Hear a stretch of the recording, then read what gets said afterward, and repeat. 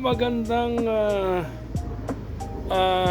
afternoon po sa lahat ng aking mga nanonood ng aking channel. This is I Am Kanoy.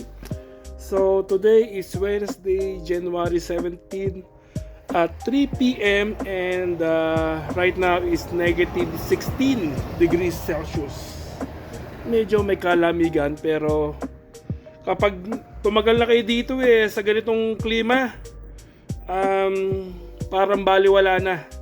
So yung kamay ko hindi na masyadong ganun kalamig. Although na nilalamig pa din, pero kapag negative 10, mainit na para sa akin, mataba ako So mas balot ako ng mga taba. Kaya kapag negative 10 sa mga matataba, wala. Hindi ramdam. Kaya so right now, ipapakita ko sa inyo ang tunay na Pinoy Canadian. So ang aming buhay dito kapag winter time is palaging nagpa-plow, nag-re-remove ng snow sa bahay. Especially kapag may bahay ka or may inaanuhan kang renta sa inyong lugar. Ayan ang aking lilinisin. Ano guys, medyo kalaki. Yung aking truck hindi ko masyado pinark muna dito kasi maglilinis ako ng garage.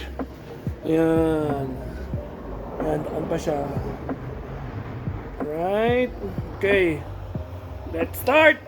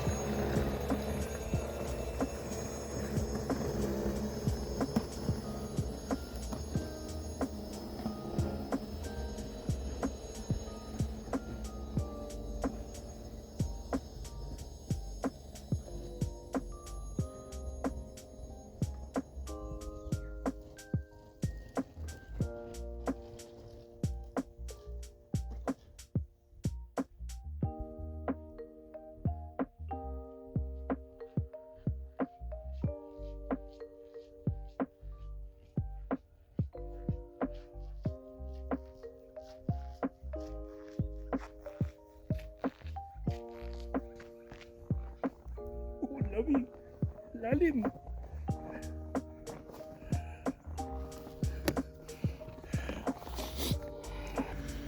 And so, ayan po.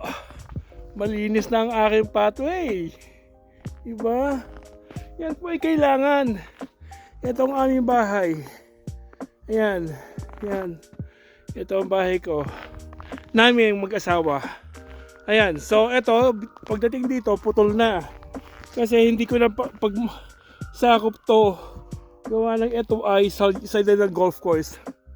So, hindi na namin pagawa. So, anything na tapat ng bahay, akin ko pong kailangan linisin at ako po ay liable sa kung sino man ang dadaan ho dito. Ano po, yan ang aming bahay dito sa Canada. Ayan, ang haba na akin linisin. Kaya kung halimbawa kayo ay pupunta dito at bibili ng bahay, kayo po ay alamin nyo po kung kayo po ay may walkway. Kasi kapag may walkway po ang katabi yung bahay na nyo pong bibilhin po, obligado din po kayo linisin po yung side po ng inyong pong side ng bahay. Front and back. Front and side pala po. So yung truck ko, ito, ipinarada ko dito for the meantime. And ako po ipapasok na medyo malamig na rin ang aking kamay. So yun lamang po. And siguro ulitin ko ito ulit sa early in the morning bago ko pumasok. Kasi hindi ko pinapaubaya sa aking mahal na asawa ang paglilinis at medyo mahirap po. At napakalamig nga po talaga. Especially po kapag ang inyo pong katawan po siguro po ay may kaliitan. Pero kung kayo ay may kataba ang katulad ko, medyo tolerable po ang lamig. Ayan, O sige po, yun lamang po. And I am Kanoy Channel. Signing out po.